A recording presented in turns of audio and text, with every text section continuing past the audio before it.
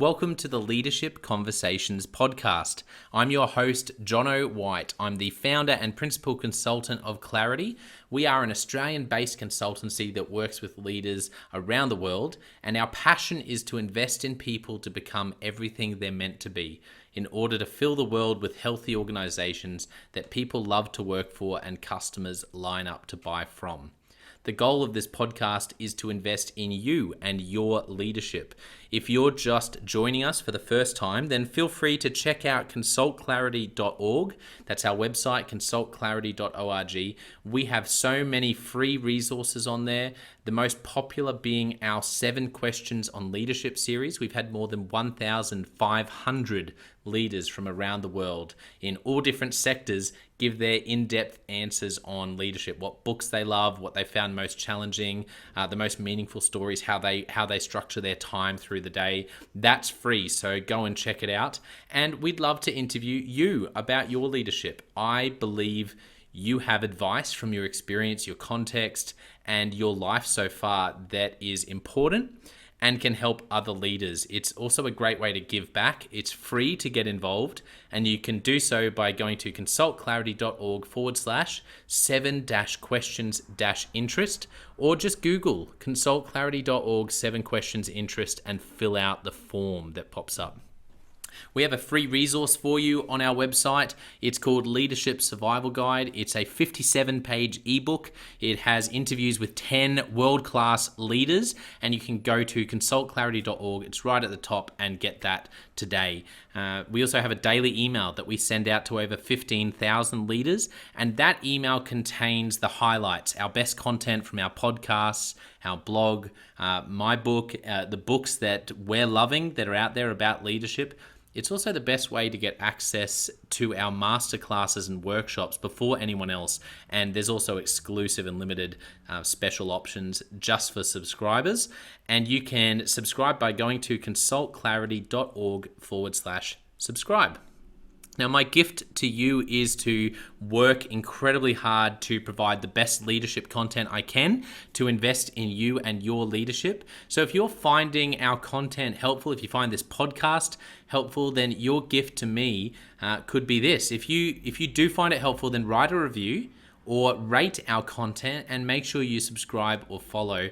I can't emphasize enough how helpful that is. It really does help us to get the word out there so we can invest in more leaders to become everything they're meant to be.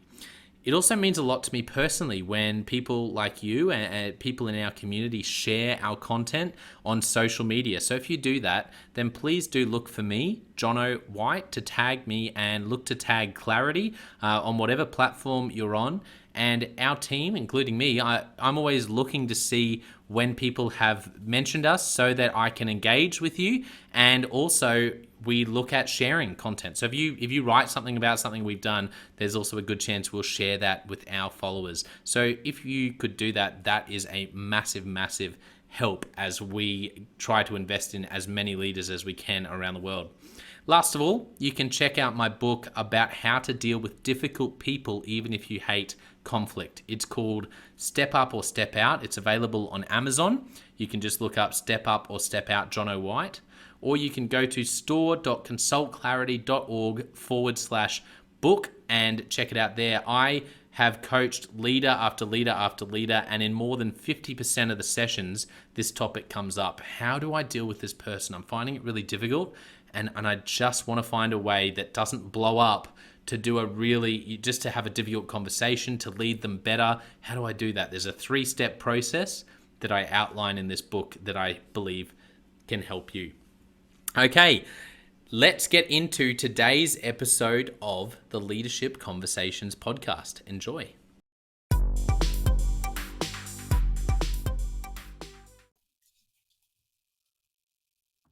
Welcome to another episode of the Leadership Conversations podcast. Today's guest is Donnah Ciempka. Donnah is the head of school at Ascot International School in Bangkok, Thailand. She's a dynamic leader who has worked in education for over 20 years. Her teaching career began in 1997 in Brisbane, Australia, little woo for Brisbane, which is where I'm based. And since then, she has worked and held leadership roles in a wide range of schools, including state and independent schools, both internationally and in Australia. Donnah has driven exceptional teaching and learning practices that are at the forefront of education today with an intentional focus on curriculum design and instruction. She is highly qualified with a Bachelor of Education with honours in Early Childhood Pedagogy and Advanced Certificate School Leadership and Positive Education. Donnah is an experienced International Baccalaureate IB educator who has supported schools across Asia for the last 10 years. Having worked in such schools as Western Academy of Beijing and Geelong Grammar, she brings to our community, the community of Bangkok, a diverse understanding of international education and what it means to be an IB world school. She has held many roles throughout her career and is also the recipient of several accolades, including IB workshop leader and facilitator, school visitor and team leader, CIS and WASC school visitor and accreditor, curriculum writer for IB, Pearson Education, and Australian state educational bodies, published author of pedagogical and curriculum documents, scholarship recipient for Executive Leaders Colloquium through the National Excellence in School Leadership Institute, Melbourne University 2016. And in addition to her work in schools, Donnah ran her own educational consultancy business, guiding schools through accreditation processes, strategic planning, and curriculum implementation. She has worked alongside universities, non-for-profit organisations, and government departments, aligning policy and pedagogy throughout Southeast Asia. Her strengths are driving organisations to ensure a collective focus, placing the learner at the centre of all decision making. I'm really looking forward to today's conversation. Welcome, Donnah. Thank you. We should have reread that bio. I'm not sure when I fitted all that in. I always laugh at the bios that I get because they're often I always get the impression that at some point someone else in another department has written the bio for you and gone, how can I just cram everything in? And so it's funny. Nearly every episode I'll read the bio and the person will go, oh my goodness, that is because it's funny how much bios seem to be never sort of written by the person. They're usually someone in a department somewhere in the It's school or the accurate. organization who goes, yeah. It's an accurate bio. Yes, you forget all the bits and pieces you've done over the years, don't you? Yeah, you do, especially, and it sounds. I'm really fascinated by your journey. And just before we pressed record, we were chatting about Brisbane and how you grew up in Ormiston, and so that's probably a good segue to starting off by telling a bit of your story. So tell us the Donnah story as far back as you want to go, and any particular moments that really come to mind that shaped you becoming who you are today, Donnah. Yeah, absolutely. Look, I think I was destined to be a teacher. I have very fond memories of being in the garage as a little girl on my little blackboard teaching classes of nobody. But that was my favourite game to play as a child was being a teacher. And I come from a family of teachers. I have many aunts who've worked in education, and so I think it was in the blood, as we say. However, as a child, not as a child, but as a teenager and growing up, I had aspirations for wanting to be an opera singer, and was very fortunate in my high school years Wow. to attend the Conservatorium of Music, and I genuinely believed that was going to be my path, that I would be a world famous diva and travel the world singing opera. But what I've learned in my life is when I'm heading down a path that perhaps isn't right for me, something pops up and diverts me in a way. And so, course fundings, all the above, but I didn't end up pursuing music as a career. It's still an interest and a passion of mine, but not my career. And I went into kindergarten teaching, and that really for me has been my journey, Mm, regardless of roles I hold or positions. What really motivates me and what brings me the most joy is working with children and being around children. And even yesterday, it had been a day of back-to-back meetings, and I just popped into the nursery classroom at my school. That's 2 and 3-year-olds, and played Lego for about half an hour just to recenter myself and get me ready for another day. And what has really in my journey has shown me is that I do best when I'm around children Mm. and working with and for children. And so um, I was an early childhood teacher for many years. So I taught primary school in the lower grades. Dabbled a little bit in music and art teaching. My husband and I went overseas and decided that we'd try a stint in international teaching. And in amongst all that, I had our first two children. Hmm. And regardless of whether I was working part time or full time,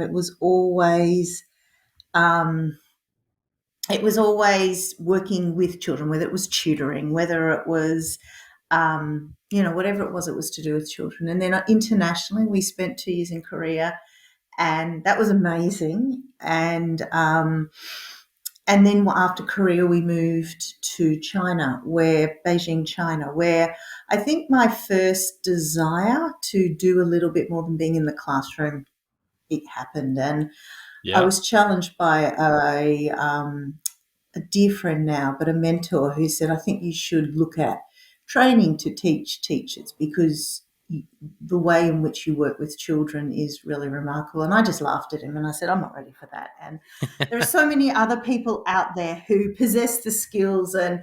And he said, well, too late. I've enrolled you in a course with the International Baccalaureate and you're heading off to Thailand in a few weeks because that's what you're doing.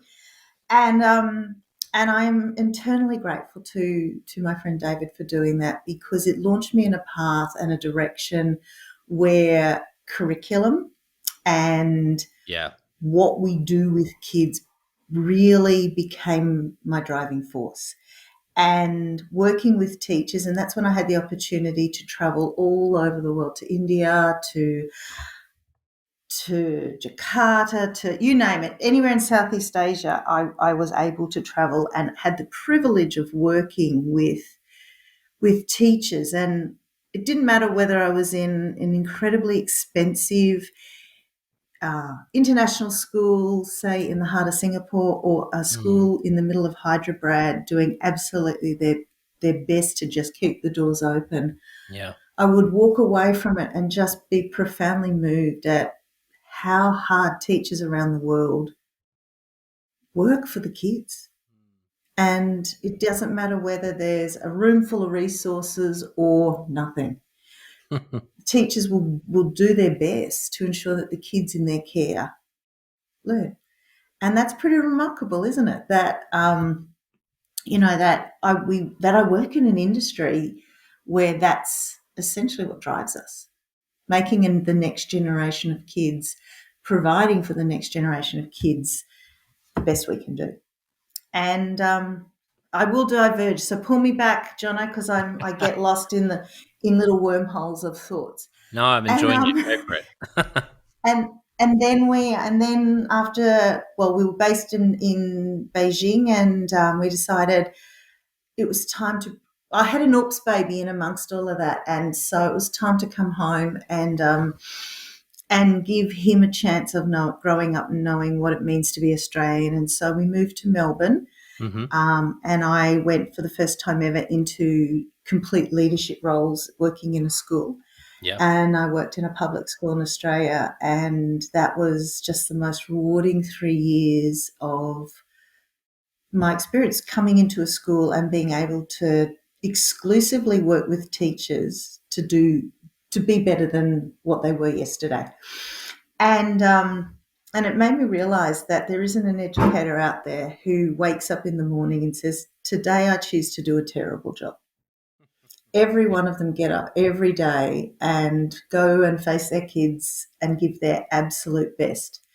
Sometimes external factors influence what the children get. There's a whole lot of reasons why things don't always go beautifully in a classroom, but it's Yes. not from a lack of desire.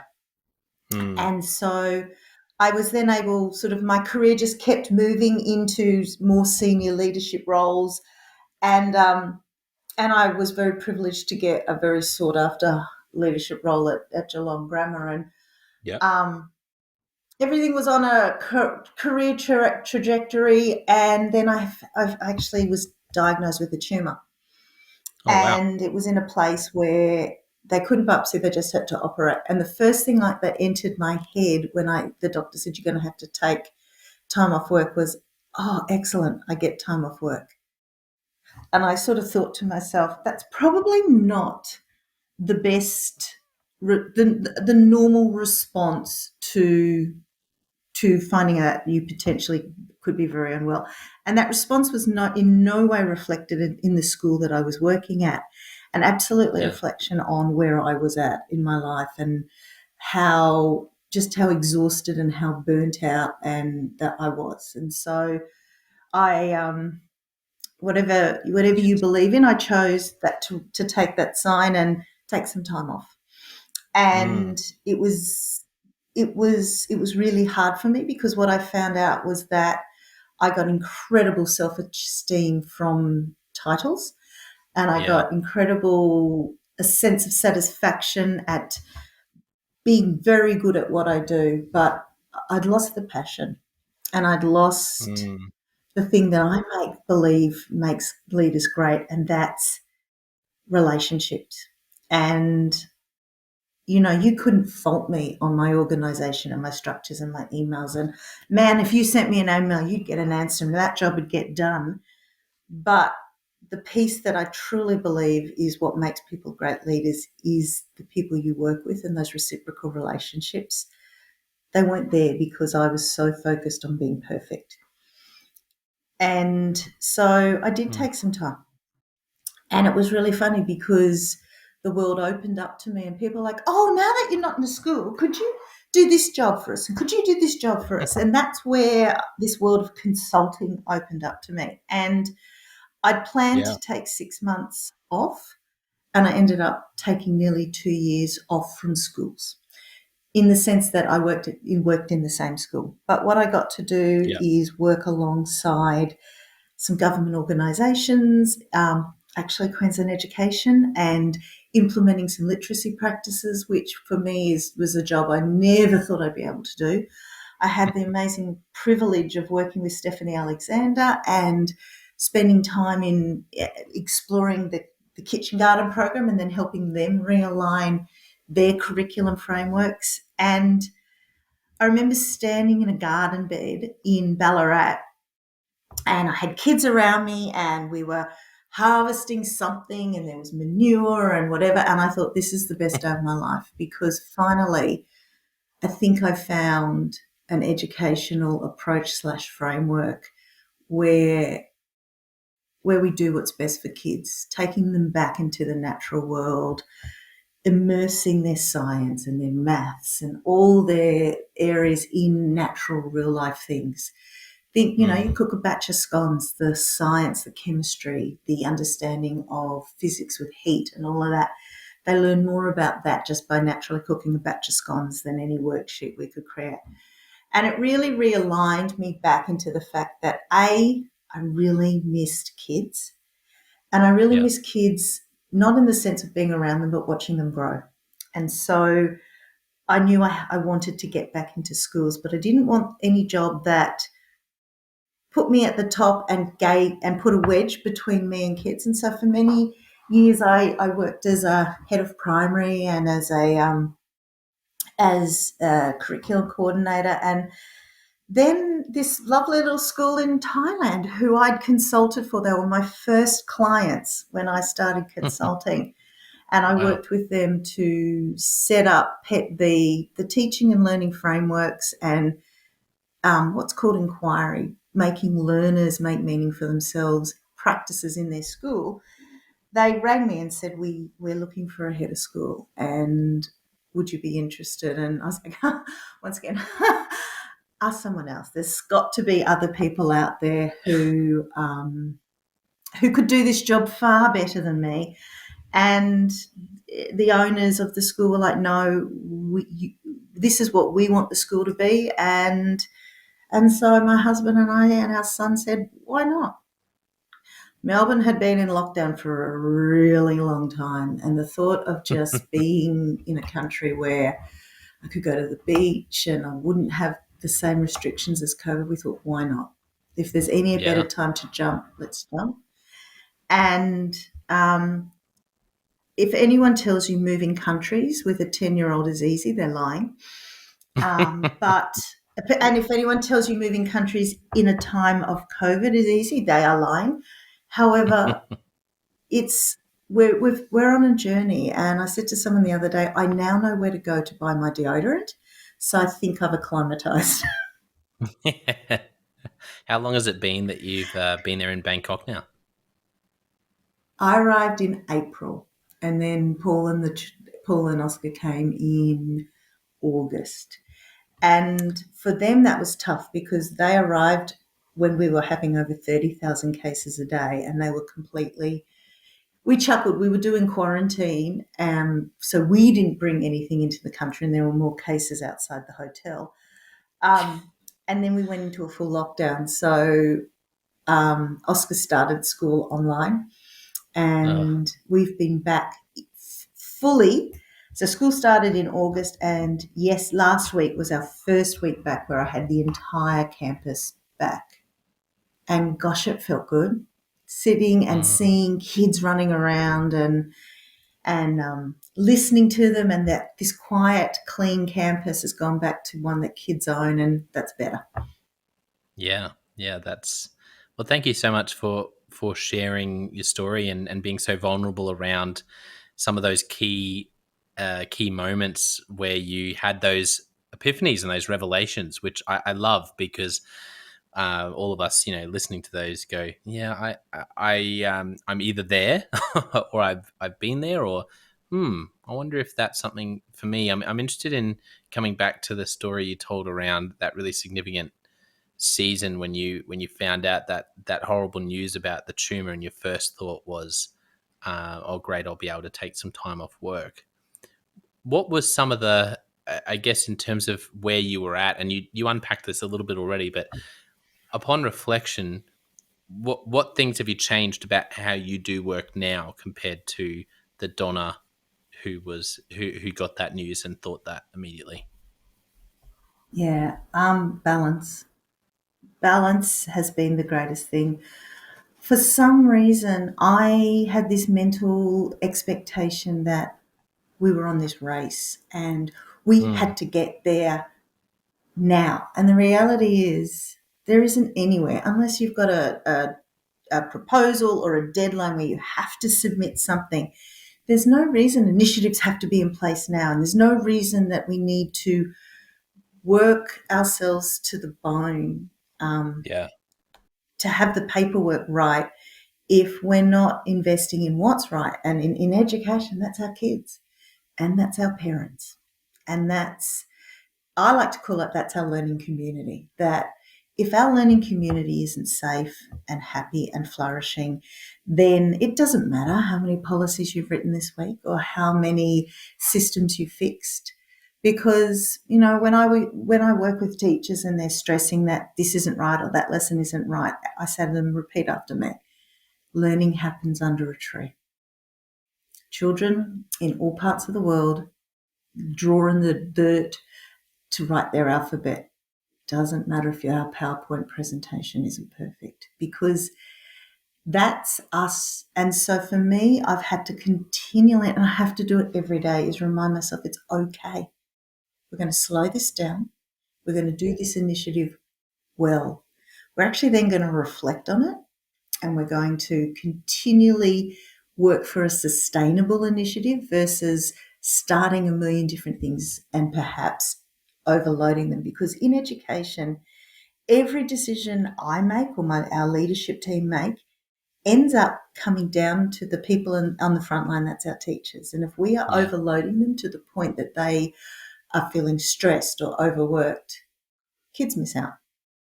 yep, And so that for me has been the biggest shift, is slowing things down, doing things well, but recognizing that some days it's okay to walk away and leave a few emails in an inbox. It's also okay to go home without finishing a job. It would not be unusual for me to be working 15 hours a day in my previous job. And I would often lament and say, I could work 24 hours a day and I still wouldn't get the work done. And I actually should have listened to that joke and gone, And working 15 is not going to make it happen either. And That's great. and we at that time our son was 4, Yep. and I was missing him and his childhood, and so getting sick really showed me how exhausted I was, but Yeah. how I was focusing on things that just weren't important. And when you're presented with and please know, I didn't have cancer, and so I have not gone down that journey that so many people have gone down. But when you're presented with the potential of that, you certainly don't think, oh gosh, I'm so glad I finished that policy last night. You think, oh, what if my time with my son is up? And so for Mm. me, it was such an important thing to happen. Yeah, that's really profound how you unpacked it. I was actually working with a school today, and one of the second year teachers in as part of a workshop we were doing, he shared this quote from one of his lecturers. So I don't know who it originally came from, but it was Matt, who was the second year teacher, who shared it, and he said that when he was finishing his studies to become a teacher, the last thing one of his favorite lecturers said was, I want you all to just remember this one thing, that you don't teach content, you teach students. And I Mm. thought, oh, that's so good. When he shared that, I thought that's so applicable to and my immediate thought was taking that and putting it in a leadership framework outside of education as well, because I thought that's so powerful, because so often you can get caught up in the content and forget that it's yeah, you don't teach content, you teach students. And I think if that hasn't been shown to us through a time of COVID, how true that is, then when else? Kids didn't miss content through COVID. Kids missed talking to a mate. Kids missed sharing a laugh. Kids missed sitting next to each other and playing. And one of Mm. the things we are noticing with our kids returning to campus is they don't know how to play. They can read fine, and we delivered the content really well online, and all teachers out there did, but we're having to put mats down and say, come and sit with each other and play together, and teaching them those social skills, those interaction skills, how to have a conversation.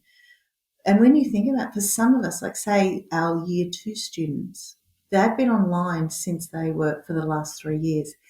They haven't really had a conversation with their class members without having to raise their hand on Zoom and unpress mute. So we have to teach them the art of talking and laughing over a Barbie doll, or, looking at an ant under a magnifying glass, because that's what they've missed. That's incredible. They've really missed that play time and the social cues that just comes from being with other kids.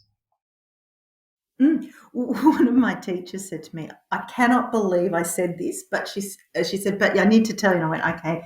The kids were making zoos in the primary section. And she said to them, oh my gosh, have any of you been to the zoo? And one of the boys, I think they were all 5 or 6, said, no. And she was so aghast. She went, what? Have your parents never taken you? And he went, duh, COVID. But when you think uh, about that, like a trip to the yeah, zoo is so, maybe not so much, but for so many children, that's a normal experience. And for some children, they've not done that. And so, yeah, it's you're teaching humans. And at the moment, we're teaching humans who have been in isolation. And what we know when we look at data around, say, children in orphanages in areas of the world where they were left in cots, lack of social interaction contributes to intellect as much as teaching kids to read and write. wow, that's that's incredible. Donna, I want to come back to the load that that teachers carry, and it's something I've noticed working with school leaders in different parts of the world.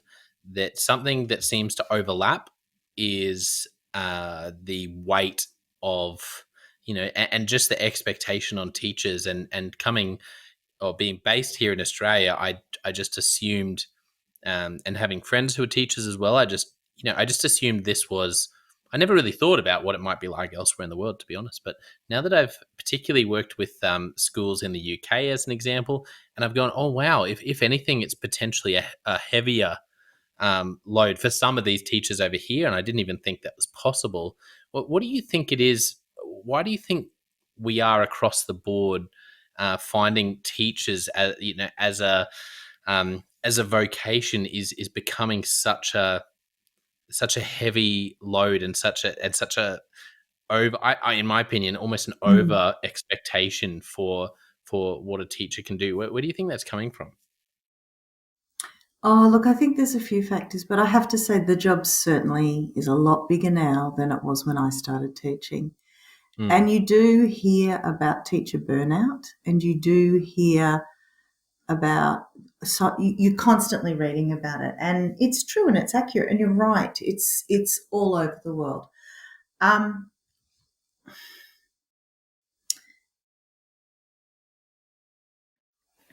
I, I think quite possibly, because I could list off a million reasons, but I think quite possibly the notion of the family unit, and this is sort of going down the road of what I've collectively seen around the world.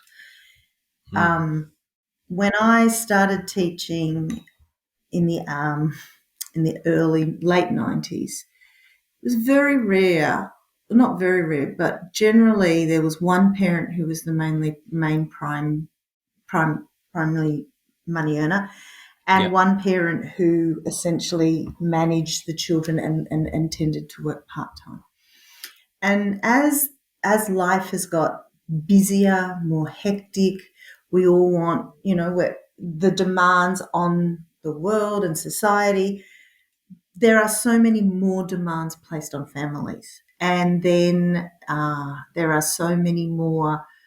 The family unit doesn't operate the way it used to. And I'm not saying that a nuclear family and a mum and dad is what's perfect for kids. I'm just saying that there are so many different permutations and connotations and impacts and influences on families, that Yeah. is so much greater than perhaps it was many years ago, that the main person who is that constant source, or we say the primary carer, or provides that continuity of care, becomes the teacher. And Mm, so, you think just even families who are now having shared custody, and one week it's up with one parent and one week it's with the other parent, the continuity of care in those families is the teacher.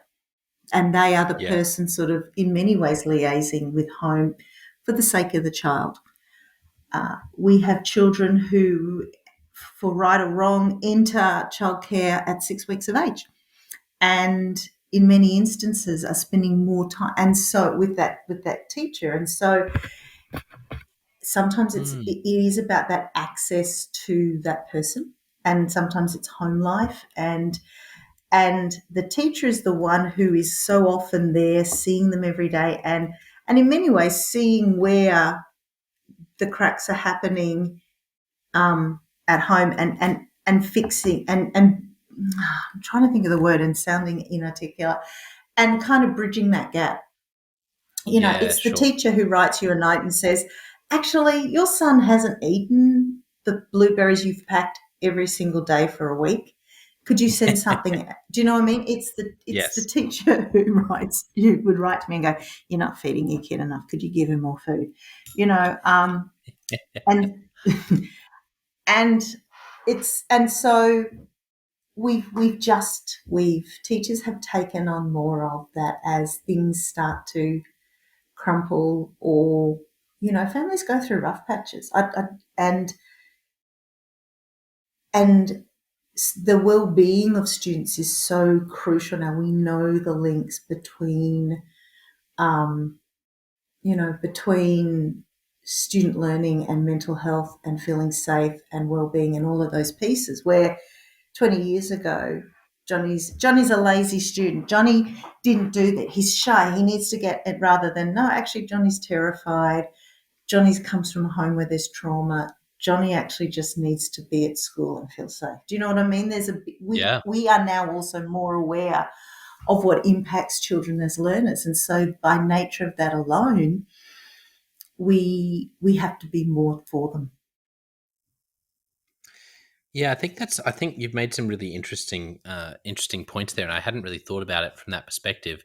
If we think of the teacher today with those challenges, and what would be your advice to a teacher who might be listening? Let's say they're in Mm, their fourth year, because there's that sort of talk about the teachers and some of the burnout, or leaving the career around that 5 year mark. Say they're in that 3 or 4 year point and they're finding it overwhelming, and they see on the horizon that they may not stay in teaching long term, but they're sort of wrestling with that. What advice would you give them about how they can what they do in terms of what they do control, how they can navigate mm, that in today's workforce? yeah. It's probably two aspects. There's the the practical things, and then there's the emotional things. And I think from a mental emotional perspective, it is about learning to build professional barriers. Now, that doesn't mean putting a brick wall around your heart and not caring for your children, but it Mm, is about learning when and where it's appropriate and when to draw the line and say, he's going home now. He's not in imminent danger.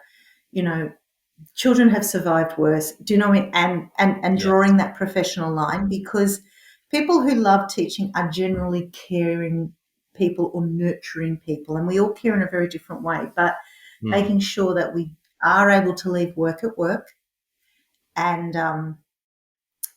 when we go home, being present at home, and that takes a lot of work, and that comes from schools too. So I have rules that after 5 p.m. do not check your emails unless, or check your email once at home, but if there is nothing to be sent after 5 p.m., that's can't be sent the next day. So that as a school, we are protecting our teachers and enabling them to yes. switch off. So it is about that work-life balance, and it is about learning when and where to draw the line. It is also about really utilizing the structures around you. Mm, If you feel that you're wanting to walk away from a career you chose to enter, mm. you're not happy, and therefore don't hide. Talk to your leadership and get some advice and get some help. But honestly, the greatest thing I think any educator can do is to find a mentor. I call it your brain's trust. And it's not someone in your school. It's someone Yeah. who works in the profession, but Yeah. so I have a best friend. He's in Australia. I'm here. Even when we're in Australia, he would be my morning call to work. And I'd dump all my stresses and all my challenges on him, and he'd do the same. And then he'd say, Donna, hard enough. You're being yourself. Da, da, da. Do you know what I mean? Have a mentor, have someone that you can offload your frustrations or your challenges, or how do I handle this? Am I overreacting here? Without bringing that home. Because when you bring it home, then it continues on. Yeah, that's My great. husband's a teacher, Mm. and when we were both working in different schools, I couldn't tell you the name of the children in his class because we just had a rule: you don't talk shop at home Yes. unless you absolutely had to. Yeah, that's a really good point, actually. I think I joke about it when I'm doing coaching, that there's this invisible, informal line of how much is appropriate to unpack, or to or to put on to your partner. And I think it's really funny, because for some of us it might be 20 minutes or half an hour or an hour on a really bad day. But I think mentoring is a great point, and having that outlet, and actually going, what, where is another outlet where I can still get this off my chest and still actually have someone Mm, external. And external is key, and that's mm. why we often take it home, right? Because Yeah, our spouse is external to the context, and so it's easy to take it home. But trying to set that up elsewhere is a really good thought, Donna. And I do know that there are schools out there and there are networks out there. So in Victoria, there is a PYP network for all schools who are part of the IB. And in that, they offer programs where experienced leaders mentor younger leaders and things like that. And so many schools in Australia have like networks or job alikes or someone you went to high school with or something that, because it is so important to be able to not vent, but just have someone who goes, yeah, it was a bad day. Yeah, And that's there are really days when you're under the desk. yeah, yeah, that's right. And that's part of the journey. I think more leaders. That's what I love about how you shared your story. More leaders. It's great to be vulnerable about. At this point, I had no idea what I was doing. At this point, I thought I was doing the perfect thing, and then I realized I was doing, I was absolutely making a mess of it, and I had these revelations. And for people to go, oh, okay, so actually thinking that imposter syndrome is normal. Oh, It's you so know what? helpful when you I realize tell that. you, Pinterest is a teacher's worst friend. Yeah, Pinterest, teachers pay teachers, where they show these color coordinated, perfect classrooms that's right. and young graduates think they have to be this. And I'm like, learning happens under a tree. Yeah, I like that. Learning No happens under a child has tree. ever said Mrs. Benny was amazing because her pencil sharpener matched her carpet. Yeah, that's so true.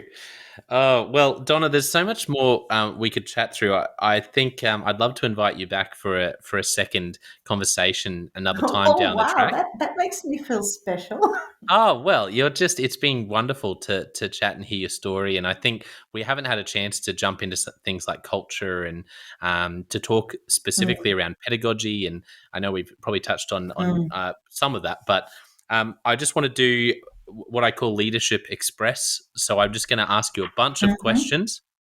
So just first Okay. thought that comes to your head to these questions, Mhm, and we'll just fire through them. Okay. Here we mhm. go. What book or what is a book that you've gifted a lot to other people? Simon Sinek's Leaders Eat Last. Yeah, I love that book. Any great podcasts you listen to or another source that you're reading, watching, or listening to at the moment? When I podcast and when I read, it's 100% not work. So I'm an addict to audiobooks. So I usually have one leadership audiobook on the go and one fictional or whatever. So at the moment, I'm finishing off Brene Brown's cycle and Yep. eagerly awaiting her new book. Amazing. I've Yeah, learned a love that. lot from her about vulnerability. Yeah, she's fantastic, isn't she? She also has a podcast as well, if Yes, which yes, I is have I don't know listened if to. it's They were fairly my new, but so you go. Have you the one that where she interviews incredible Yes. women? Have you Yeah, read yeah. her? Yeah. I've heard a little bit of it. It's really good. Anyone who loves Brene Brown should definitely check that out. A recent leadership lesson you've learned for the first time or been reminded of?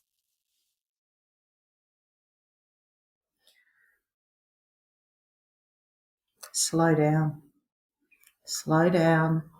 Take your time to make sure you have all the data before acting. Yeah, that's great. That's great advice. I love firing through these questions. There's always just such nuggets that come out. What's a time management or productivity tip you'd give, or a tool or a resource you use? I have two. I have weekly targets, and then I also have in order of need, but I also set aside time each day to address emails, and then I shut my emails off Ooh, love it. because I can't. If I just put out fires all day on an email, I'm on the dance floor, and I need to keep getting back up on that balcony. Yeah, that's good. I like that. Tip around work life balance. We've talked about that a bit, but what's one tip you'd give to other leaders? I once again, it's back to emails. I open my inbox on a Saturday afternoon and again on a Sunday night. and I don't respond to emails on my phone unless they're urgent, like a child's died, Yeah, unless that I need to, and that is hard. it is, isn't it? Yeah, and the more passionate you are about your job and the calling Mm, you're doing, the harder it is. I think so. That's where it's. mm. But great advice. Speaking of advice, what's a great piece of advice you've received from someone at any point that comes My to mind? grandmother said to me once, "You are enough." And I have found that the greatest piece of advice, because when you doubt yourself or when you set yourself a new goal or a new challenge, by reminding yourself that you're enough, you don't have to be perfect, you don't have to be the best there is, but knowing that you're enough and by being present, for me, that helps me tackle the next jump or the next leap or the Mm. next challenge or the next uncomfortable conversation. Yeah, that's great. How and especially coming from your grandma. My wife Yeah. Liz, her grandma Liz is Greek, so we call her Yaya, or she's Nene now, which is great grandma because we have some nieces and nephews. I remember she said once, Yaya said once when we were just chatting about something, and she just said in passing, "Oh, you know what? We were talking about." People, some friends of ours who were trying to organize an event again that they'd had the previous year and it had been amazing, or they'd had it a few years ago. It was really significant. They were trying to organize the same thing again, like get the same people together and go to the same place, which I didn't think anything of. It looked great. And she just came out with this thing as we were sitting over coffee chatting about it. And she said, you know what, you don't try to recreate. It's never good to try to recreate those memories. Just Mm, make new memories. And she didn't mean it as this really mm. profound, poignant thought, but I thought, oh my goodness, that is such a, that is such a wonderful, because I've caught myself doing that so many times and going, actually, no, let's create something new and let's turn this next thing we're going to do into something that becomes really memorable rather than trying to recreate something from the past. So I love a bit And of wisdom from a grandmother. but I love that too, because what she's essentially saying is perfection isn't all it's cut out to be. Yes.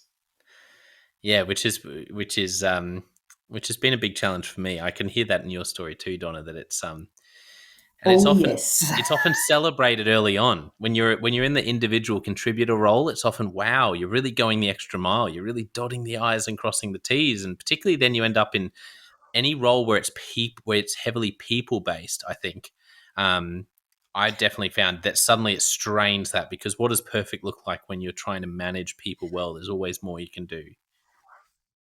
And I actually think that we've almost answered your question earlier too. The sorts of people who tend to be drawn to teaching are what I like to say are those gold scar kids. Um, and education's been a positive experience for them, which is why they've chosen it for their career. And so perfection is also a big reason why teachers burn out. Yeah, 100%. What's a big struggle or problem leaders are facing today? I think that's very situational, but honestly, building cultures of trust, Yes. particularly as workplaces are now. You know, it's really easy to bond and have relationships with people when you pop into the staff room and have a coffee every day. It's a lot harder through Zoom. And Oh, continuing those aspects and continuing that human trusting relationship when the workplace is distributed, I think is a big challenge. yeah. I really like the connection you've made between trust and working remotely. I think you're right. And I think it's surprised a lot of people. A movie or TV show that really impacted you. And this can be anything. I Oh, had someone previously on the podcast say, you know what? Peaky Blinders. I've been watching Peaky oh Blinders, my which God, I love Peaky Blinders, I but know. Yeah. So it doesn't have to be a what I've serious done, documentary or something like it. It no, can be anything that I'll really tell you, impacted I've been watching New Amsterdam. It's a you. sort of New newish Amsterdam. I haven't TV seen it. series, and it's Yeah. about, yeah, and this guy comes in and he wants to be this inspirational leader, and he's got a journey, but his journey's through COVID, and it's, I don't know, it really hits me and I go, right, okay, won't be doing that. And do you know what I mean? I enjoy it from watching his leadership journey because it's so real and so raw. And, it is television and it is humorous and it always has a good ending. And let's face it, that doesn't always happen in leadership. But I think it's a fascinating journey into leadership. Yeah, thank you. I love hearing those recommendations. A quote you're particularly fond of for life or leadership.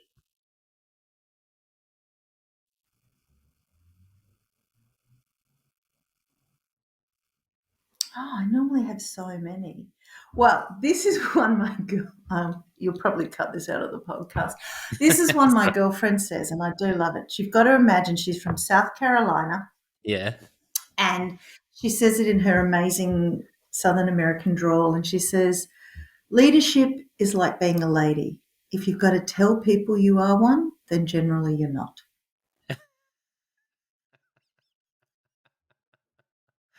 I really like that. Yeah, that's good. And it comes back to me when I'm in a situation where something's not going my way, and I will say, "But I'm the head of school." And no, I'm Yeah. telling you that I'm the leader. Therefore, that is not how I should behave.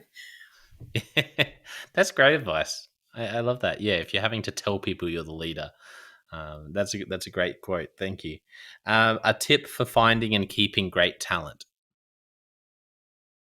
Nurture it. Nurture it. I suppose you got to find it first. I don't hire teachers on their skill set. You can teach someone skills. I hire them on their beliefs and their philosophies, and Mm, why do you choose to work with children? What mm, is it that gives you joy in your work? And then, but for me it's about finding someone who's chosen to be a teacher because that's their, I hate the word passion, but that's what they want to do. That's what mm, they're genuinely motivated by.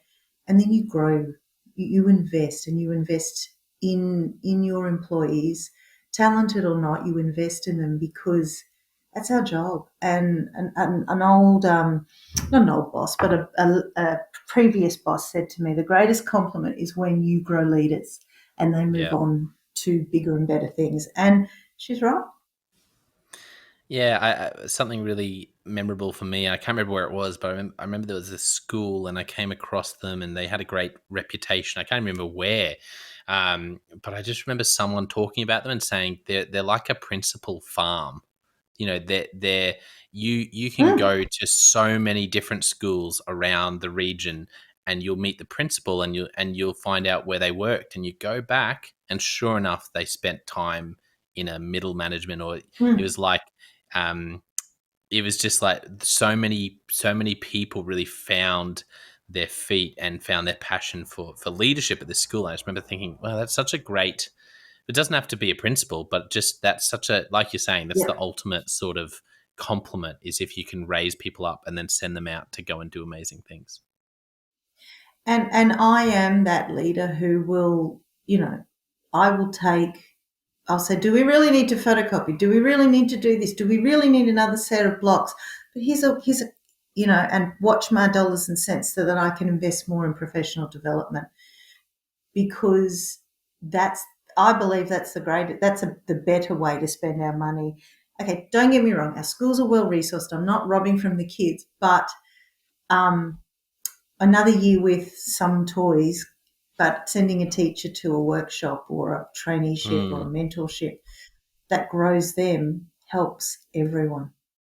Yeah, that's great advice. And speaking of advice, if you could only give one piece of leadership advice to a young leader, so we talked about a young teacher before, a teacher, but Mm. what about a young leader starting out in a leadership role, managing people, maybe an educator, maybe not?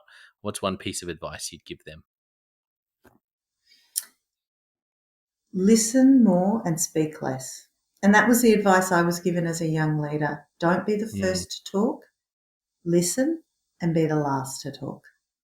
And so often by listening, I think, I actually don't need to talk now because everyone else has said it for me. But absolutely listen more, and keep listening and watching, and Wonderful, never. wonderful Sorry, that's advice. yeah. No, you keep going. Oh, I was just going to say, be very aware of a case study of one. Hmm. Well, wonderful, wonderful advice. And if people listening want to connect with you, is there anywhere that they can find you on social media, anywhere like that, Donnah?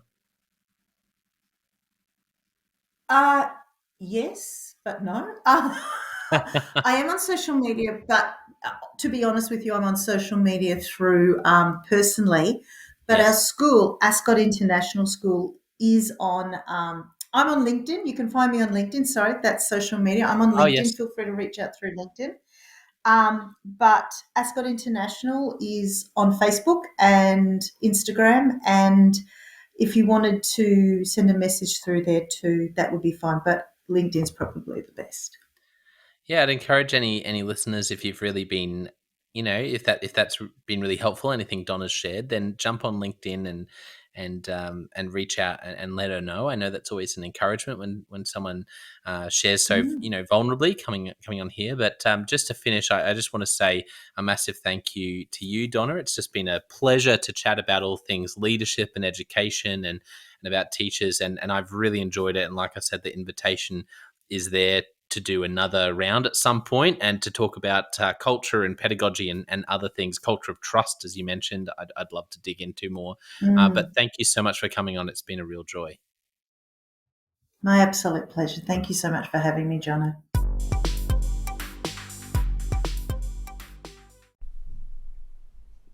Well, I hope you enjoyed that episode of the Leadership Conversations podcast as much as I did. If you're joining us for the first time, don't forget to check out consultclarity.org. That's our website, consultclarity.org. We have so many free resources on there, including our 7 Questions on Leadership series. We've had more than 1,500 leaders from all over the world in all different roles, in different industries, answer these 7 questions on leadership, and leaders give these in-depth answers around how they spend their time, a book that's been significant for them. It's just a gold mine. It's completely free to access, so go to consultclarity.org and look for that. We'd also love to interview you about your leadership. I believe your experience, your life, your context means that you have advice on leadership that other leaders can learn from. Yes, you, if you're going, not me, well, no, I really believe you would have something to add. So if you're looking for a way to give back, it's completely free to get involved. And we would love to interview you through the 7 questions on leadership. You just go to consultclarity.org/7-questions-interest, or Google consultclarity.org 7 questions interest and fill out the form and get involved. We have a free resource on our website called the Leadership Survival Guide. It's a 57-page ebook, 10 world-class leaders giving their thoughts on leadership, and that's completely free. It's available on our homepage, consultclarity.org, right at the top, so make sure you go and get that and download it today. And we have a free daily email that you can subscribe to. We send this out to over 15,000 leaders from around the world.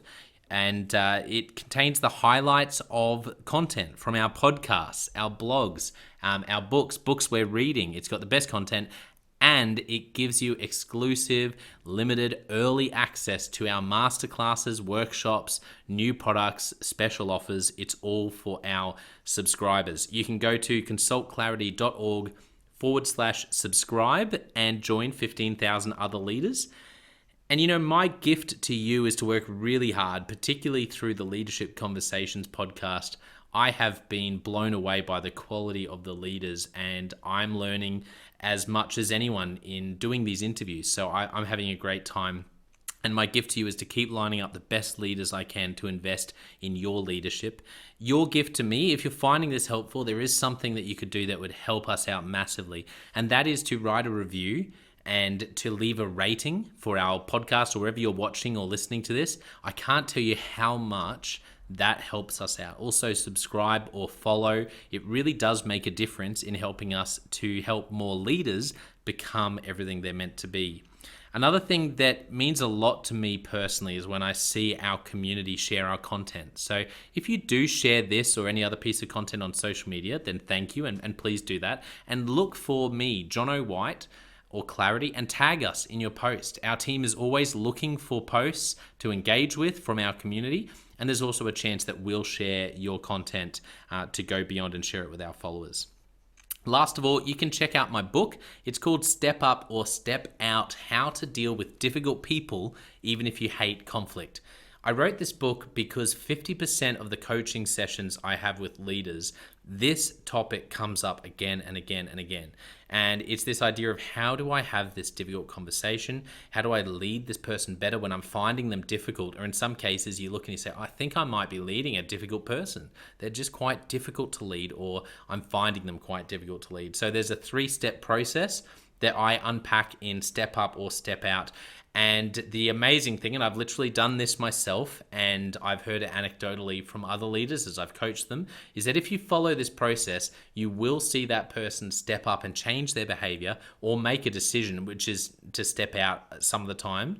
95% of the time, people will step up or step out in just 4 weeks. And I stand by that. It's you have to read the book to understand, but I really do believe in it, and I've experienced it firsthand. It works. So you can go to Amazon, look up Step Up or Step Out Jono White, or store.consultclarity.org/book. Well, thank you so much for listening. We're going to be back with a new episode next time of the Leadership Conversations podcast. And I hope today has helped you to take another step towards becoming the leader you're meant to be. See you next time.